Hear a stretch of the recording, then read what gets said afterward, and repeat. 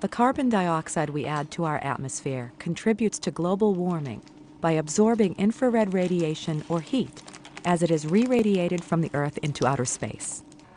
This physical property of CO2 can be demonstrated in the lab using a special infrared camera.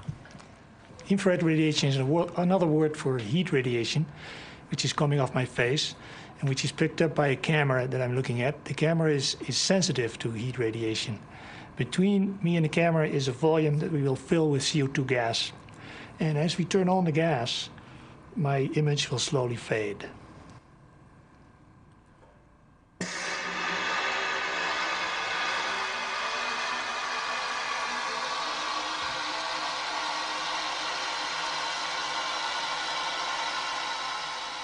Under normal circumstances, the air in the tube is composed largely of oxygen and nitrogen.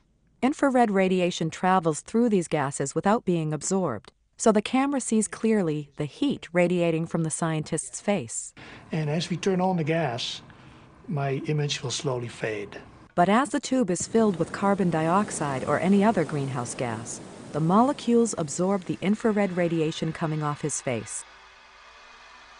As less and less infrared radiation is detected by the camera, his image fades.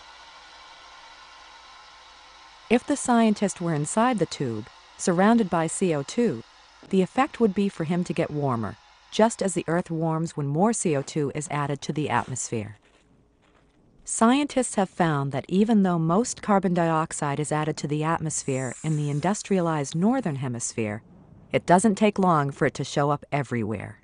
If you burn, say, a gallon of gasoline that's turned into CO2 molecules, it will spread throughout the entire atmosphere. So what you burn today in your car will show up in Antarctica by next year. And unlike water vapor, which stays in the atmosphere for only a few days, carbon dioxide sticks around for about 100 years before it's absorbed into the oceans. CO2 emissions are changing the environment not just for us, but for future generations.